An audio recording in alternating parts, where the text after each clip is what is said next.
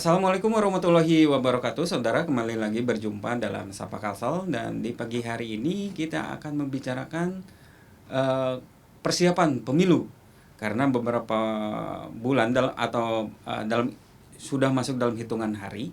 14 Februari 2024 kita akan melakukan pencoblosan begitu.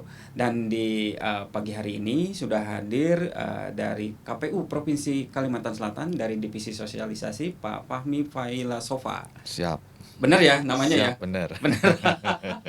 Apa kabar Pak Fahmi? Alhamdulillah sehat. Alhamdulillah Walaupun sehat. ada sedikit flu-flu lah. Oh, oke. Nah, sekarang kan sudah masuk dalam masa kampanye nih sekarang Betul, ini. gitu. Oke. Terus ada agenda, kalau kita tarik ke pusat, hari ini tuh ada launching ya. Ya betul, jadi hari ini ada agenda dari KPU RI launching pendaftaran atau penerimaan pendaftaran bagi calon anggota KPPS nanti di pukul 14 siang oleh KPU RI. Itu gimana itu? Tentang KPPS itu gimana? Jadi karena hari ini kan sudah 64 hari menjelang hari pemungutan. Kemudian KPPS itu kan dia memiliki masa kerja selama 1 bulan. Nanti terhitung 25 Januari sampai dengan 25 Februari tugas dia. Jadi tentu kami hari ini melakukan persiapan untuk rekrutmen calon KPPS untuk pemilu 2024. Nah, hari ini akan dilakukan launching oleh KPU RI serentak di seluruh Satker, terutama Satker Kabupaten Kota yang akan melakukan rekrutmen. Oke, berarti kick off-nya hari ini. Jadi setelah hari ini itu sudah di launching, berarti semua daerah sudah bisa menerima pendaftaran. Iya, hari ini diumumkan Diumumkan. secara serentak. Oke. Pengumuman pendaftarannya Pengumuman pendaftarannya. sampai nanti di tanggal 20 Desember. Terus kalau untuk seleksi dan sebagainya itu diumumin lagi. Di situ kan di dalam pengumuman itu sudah tercantum nanti tahapan-tahapan seleksinya, kapan administrasi, kapan kemudian pengumuman hasil administrasi, kapan kemudian ada tahapan penerimaan masukan dan tanggapan masyarakat terhadap para pelamar, termasuk juga nanti hasil akhirnya siapa-siapa yang akan ditetapkan dan terpilih menjadi calon anggota KPPS. Oke, kalau untuk jumlahnya, untuk jumlah KPPS-nya itu ditentukan sama siapa? Oleh KPU pusat atau oleh KPU provinsi? Untuk jumlah yang kita butuhkan sekalsel itu mengacu pada jumlah TPS. Jumlah TPS kita 13.584 TPS, maka kalau dikalikan 7 orang per TPS jumlahnya 90.000 sekian. 95.088 orang. 95.088 orang. Oke. Oh, berarti dalam satu TPS itu diisi 7 diisi 7 KPPS. Jadi kalau misalkan dalam satu wilayah, misalkan dalam satu kelurahan itu tergantung ya. Tergantung berapa TPS-nya. Di desa itu misalnya ada 4 TPS misalnya, maka 4 TPS dikali 7 orang. Itu berdasarkan ini nggak, kepadatan penduduk atau jumlah penduduk, atau semuanya rata itu 7 orang petugas orang, KPPS? Rata petugas KPPS itu untuk satu TPS jumlahnya 7. Dan nanti ada ditambah pengamanan TPS, atau biasanya kita ambil rekrut dari Linmas. Linmas ini kan dari desa biasanya ada, dan itu kita melakukan koordinasi kepada pemerintah daerah untuk petugas-petugas Linmas di TPS ini. Nanti pemerintah daerah yang menyediakan. Oke, tapi itu tidak masuk dalam kelompok. Tidak masuk dalam kelompok penyelenggara pemungutan suara, tidak masuk. Tidak masuk. Jadi yang masuk itu hanya 7 orang. Hanya 7 orang ini. Yang diresmikan. Yang dilantik dan dilantik kan ya, dilantik dan diresmikan dan melaksanakan nanti proses pemungutan suara dan penghitungan suara di TPS. Oke. Terus ini nggak ada semacam pelatihan nggak, atau ada diklatnya gitu seperti ada. itu? Jadi terakhir kita mengikuti kegiatan Rakor Nasional persiapan pembentukan KPPS. Ada beberapa kebijakan terbaru yang diambil oleh pimpinan KPU RI terkait dengan rekrutmen KPPS ini. Salah satunya adalah dari sisi usia. Usia dibatasi sekarang. Usia minimal dia 17 tahun, kemudian maksimal 55 tahun. Dulu kan tidak ada batas maksimal. Boleh usia berapapun, sekarang dibatasi 55 tahun. Kemudian syarat lainnya adalah calon KPPS ini dia harus mengantongi surat keterangan sehat dari rumah sakit atau puskesmas. Kemudian di dalam surat keterangan itu dia diberi keterangan misalnya tidak memiliki penyakit bawaan, komorbid, misalnya ada potensi jantung atau misalnya darah tinggi dan seterusnya. Itu kan penyakit bawaan yang kita hindari dalam rekrutmen KPPS. Nah, kemudian salah satu kebijakan yang cukup progresif di pemilu 2024 ini, di pemilu sebelumnya tidak pernah dilakukan. Jadi KPPS yang jumlahnya 7 orang di setiap TPS itu akan dilakukan BIMTEK keseluruhan. Nah, biasanya di 2019 kita hanya perwakilan, hanya ada 1-2 anggota KPPS aja yang dilakukan BIMTEK. Nah, untuk di pemilu 2024 ini semua anggota KPPS yang jumlahnya 7 orang itu akan dilakukan BIMTEK berdasarkan hasil Rakornas yang kami ikuti di KPU RI beberapa waktu lalu. BIMTEK-nya itu diselenggarakan di mana? BIMTEK-nya akan diselenggarakan oleh kawan-kawan kabupaten kota. Jadi anggarnya digelontorkan di sana, nanti diatur bagaimana mekanisme BIMTEK-nya, mungkin bergelombang dan seterusnya. Nah, prinsipnya BIMTEK ini agar pemahaman seluruh kawan-kawan anggota KPPS ini seragam. Ya, merata. Ya, merata. Jadi aturan teknis, kemudian kebijakan yang akan dilaksanakan dan diterapkan, itu semua paham. Tidak hanya kemudian parsial, hanya 1-2 orang yang paham, tapi seluruhnya bisa paham. Ya, karena kan bukan hanya 2 orang itu yang bekerja, tapi kan 7-7-nya bertugas. Iya. Oke. Berapa lama mereka akan dilakukan BIMTEK, mengikuti BIMTEK itu? BIMTEK itu akan dilakukan 1 kali. Tapi karena banyaknya petugas KPPS nanti yang terbentuk, jadi itu jadwalkan. Jadi selama masa kerja 1 bulan itu, sebelum mereka nanti melaksanakan tugas di hari pemungutan, nanti kita atur jadwalnya untuk pelaksanaan BIMTEK-nya di masing-masing kabupaten kota. Dan provinsi akan melakukan proses monitoring dan akan juga memberikan materi kalau kebetulan kita ada di tempat. Dan itu emang harus ya dimonitoring sama KPU kan?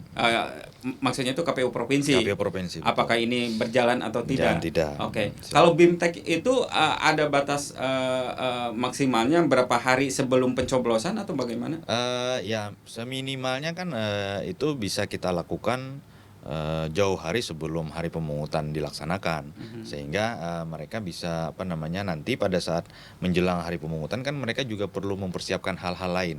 Misalnya menerima logistik, karena distribusi logistik kan sudah mulai berjalan juga ini. Kemudian mereka di 1 hari sebelum atau 3 hari sebelum pemungutan mereka akan mengumumkan kapan tanggal dan pelaksanaan hari pemungutan suara, kemudian juga akan membagikan yang namanya formulir pemberitahuan kepada pemilih, siapa-siapa yang terdaftar dalam daftar pemilih tetap, termasuk juga nanti H-1 mereka akan mendirikan atau membangun TPS. Oke, untuk pendaftarannya sendiri berapa lama, dari tanggal berapa sampai jam? Dari tanggal 11 sampai. Oke, tahan dulu. Siap. Dari tanggal 11, saudara.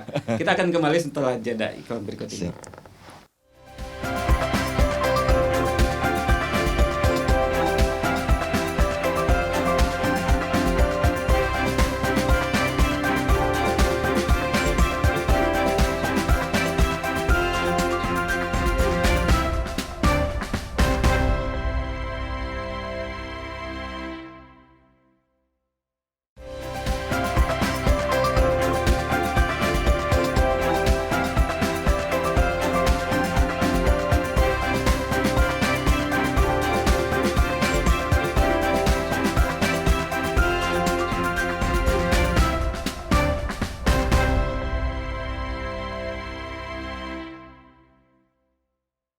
Terima kasih saudara, masih di Sapa Kasal dan kita kembali lagi melanjutkan perbincangan di pagi hari ini bersama Komisioner KPU Provinsi Kalimantan Selatan, Divisi Sosialisasi, Pak Fahmi. Siap. Pak Fahmi,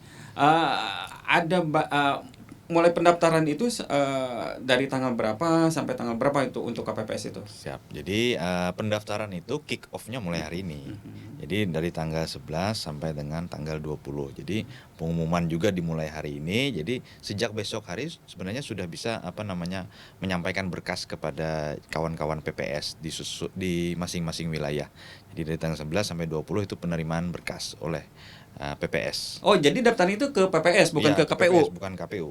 Okay. PPS di desa dan kelurahan masing-masing. Di desa dan di kelurahan masing-masing. Apa aja nih yang menjadi persyaratannya itu selain dari tadi itu batas usia? Oh, siap. Jadi persyaratan yang harus dipenuhi bagi calon pelamar KPPS, pertama dia melampirkan bukti kepemilikan KTP elektronik, karena kan syaratnya dia harus berdomisili di wilayah desa setempat. Itu kemudian dia Oh, berarti kalau misalkan beda desa itu dia nggak bisa?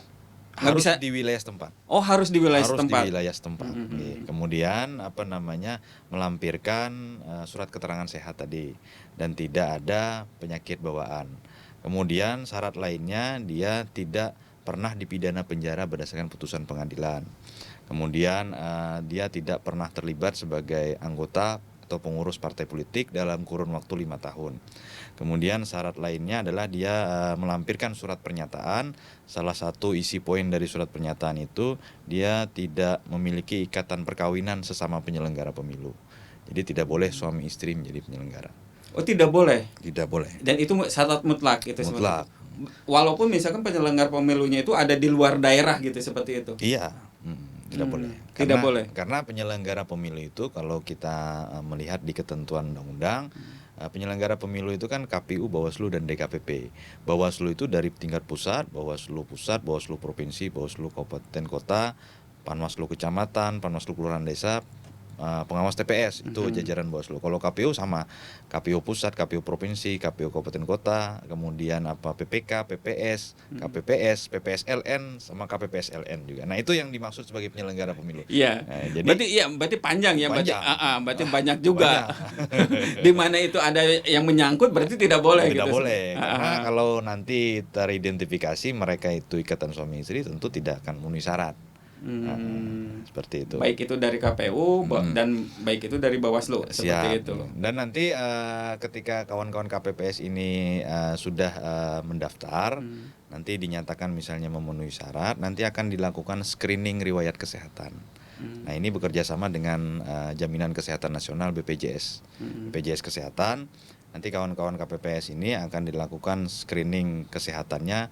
Ada semacam pertanyaan yang akan dikirim, semacam link pertanyaan, nanti akan dijawab. Kalau kemudian misalnya hasil screening riwayat kesehatannya hasilnya berpotensi misalnya ada penyakit atau misalnya apa, nanti ini akan kita tindak lanjuti dengan melakukan check up ke pusat layanan kesehatan, ke rumah sakit atau ke puskesmas, sehingga diberikan petunjuk.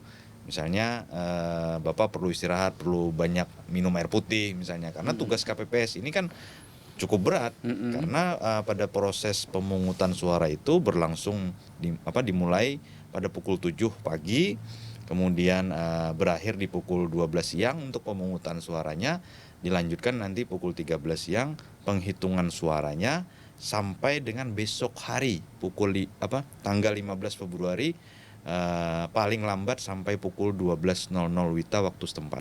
Itu masih proses penghitungan. Iya, proses penghitungan. Kalau misalkan belum selesai di hari pertama. Jadi dia bisa ditambah 12 jam di hari berikutnya sampai pukul 12.00 WITA siang. Waktu setempat. Iya, berarti kan emang harus fit ya seperti itu. Harus fit. Kita butuh penyelenggara di TPS itu yang fit. Oke.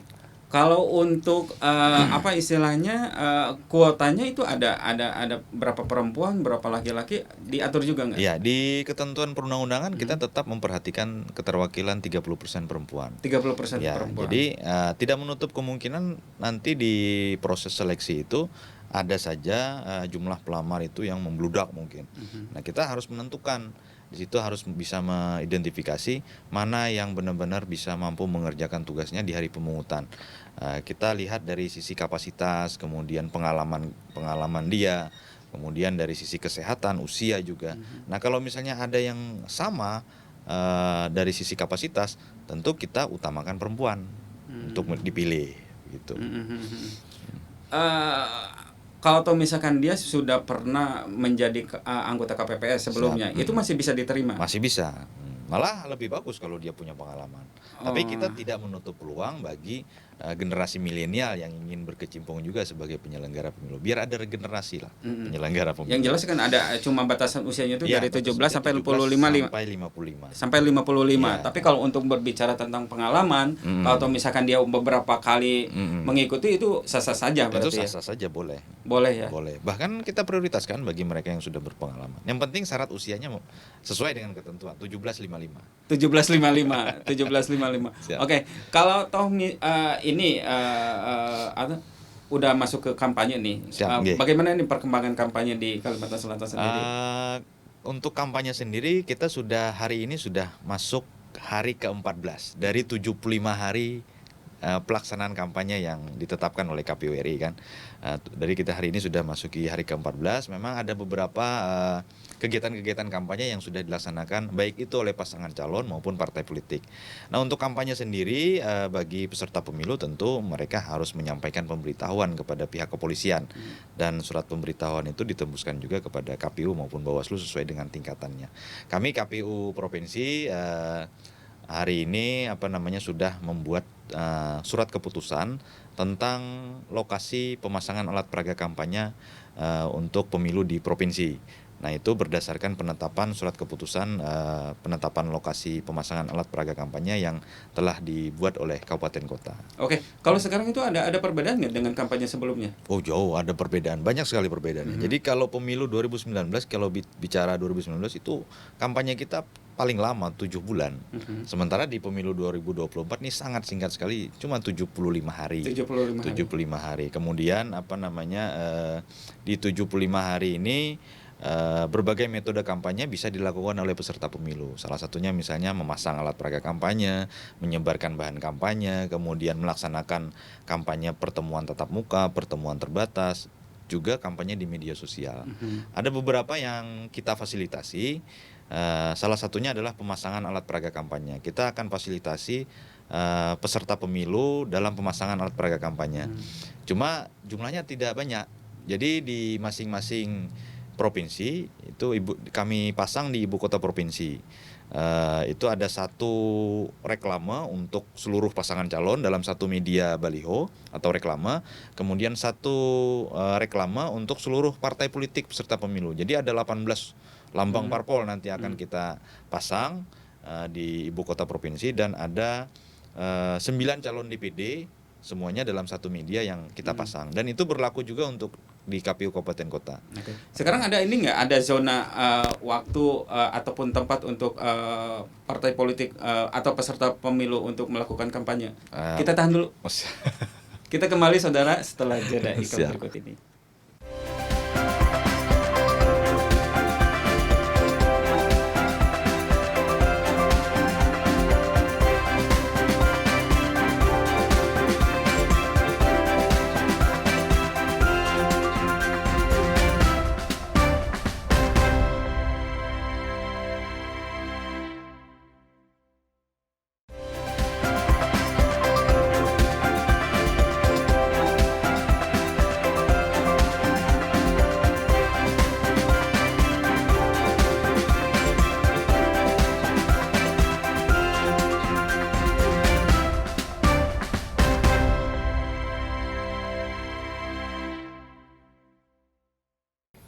Terima kasih saudara, masih di Sapa Kalsel dan kita kembali lagi melanjutkan perbincangan di pagi hari ini. Bapak Mui, kalau untuk yang kampanye tahun ini seperti itu atau pemilu periode ini, ada zona-zona untuk ini nggak, untuk partai politik atau peserta pemilu itu untuk melakukan kampanye gitu? Untuk kampanye metode tatap muka dan pertemuan terbatas, itu tempat atau lokasi yang bisa digunakan peserta pemilu itu bebas. Mau nanti menggunakan rumah warga, mau menggunakan hotel, mau menggunakan gedung pertemuan dan seterusnya, boleh. Yang penting ketika peserta pemilu ini menggunakan misalnya tempat atau rumah warga, dia harus melampirkan nanti surat keterangan atau semacam pernyataan dari pemilik tempat bahwa tempat itu digunakan untuk kegiatan kampanye tatap muka. Dan itu menjadi lampiran bagi peserta pemilu ketika menyampaikan pemberitahuan kepada kepolisian. Artinya kan jangan sampai ketika mau kampanye tiba-tiba ada warga yang menolak kehadiran partai politik atau peserta pemilu di sana karena tidak mendapatkan izin dari pemilik tempat misalnya. Ya, untuk yang kampanye rapat umum itu ada kampanye akbar biasanya. Kalau kita mengenal di Kalsel biasanya kampanye akbar, kampanye rapat umum istilahnya di PKPU. Itu nanti kita atur dengan jadwal dan itu dilaksanakan 21 hari menjelang berakhirnya kampanye. Sejak 21 Januari sampai 10 Februari. Nah, itu yang kita atur dengan jadwal nanti mengacu pada keputusan KPU KPU provinsi. Saat ini kita masih melakukan koordinasi dengan peserta pemilu. Nanti akan kita undang mereka untuk membahas terkait jadwal ini.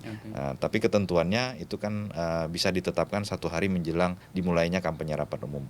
Ya bulan Januari lah nanti. Bulan Januari. Berarti rapat umum itu berbarengan dengan ini, dengan iklan. Dengan iklan. Iklan media massa cetak dan elektronik. Nah, salah satu fasilitasi yang juga dilakukan KPU provinsi adalah menayangkan iklan untuk peserta pemilu DPD. Cuma sampai DPD. Untuk partai politik dan calon presiden itu difasilitasi oleh KPU RI. Nah, sementara di level kabupaten kota itu tidak memberikan semacam fasilitasi untuk iklan, penayangan iklan di media massa cetak maupun elektronik. Hanya sampai provinsi. Hanya sampai provinsi. Betul. Dan itu pun hanya DPD. Iya, hanya DPD. Hanya DPD. Oke. Nah, ini sekarang berkaitan dengan logistik. Siap. Sudah sampai di mana nih untuk logistik? Untuk logistik, sebagai informasi bahwa kemarin kita sudah melakukan proses cetak suara itu di tanggal 2 Desember. Jadi ada 2 perusahaan yang memenangkan tender pencetakan surat suara ini. Khusus untuk calon DPD, surat suara DPD dan presiden tapi memang presiden ini RI yang nyetak, untuk DPD provinsi. Tapi pencetakannya, perusahaan pencetakannya itu sama. Nah, untuk DPD dan presiden itu dicetak di PT Pura Barutama di Kudus, Jawa Tengah.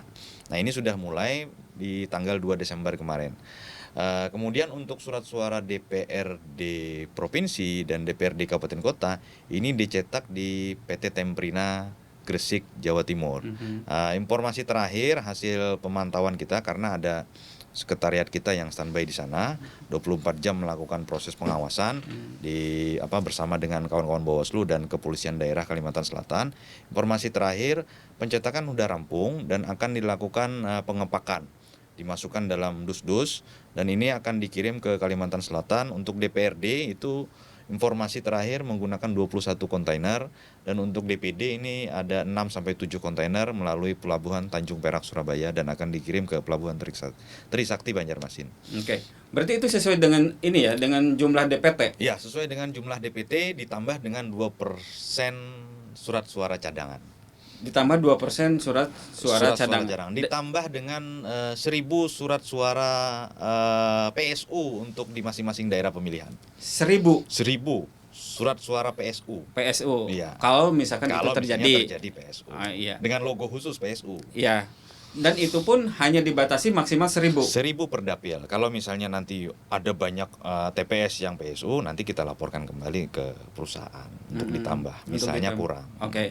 Berarti direncanakan atau diagendakan surat suara itu atau kertas suara itu sampai ke Banjarmasin itu kapan?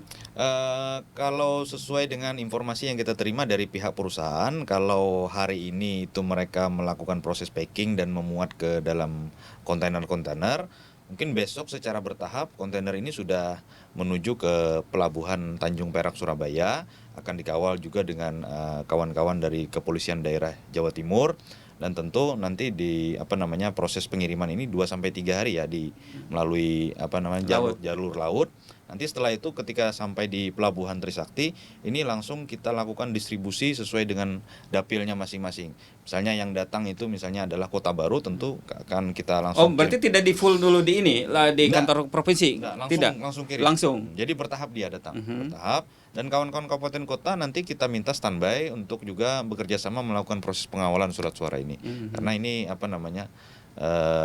dokumen negara. Betul, dokumen negara. Jadi nanti pula di perlakuannya di pelabuhan ini khusus, tidak bisa mungkin bertahan lama di pelabuhan, dia setelah bongkar langsung jalan.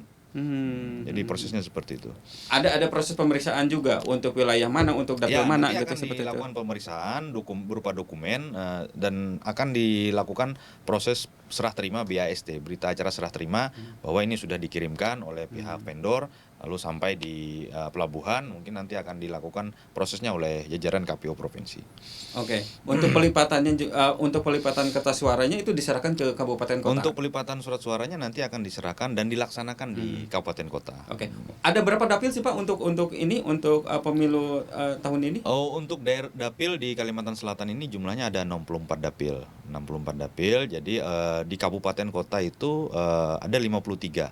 Dari 13 kabupaten kota itu masing-masing kan anggap misalnya kayak seperti Tabalong. Tabalong itu kan ada 4 dapil tuh.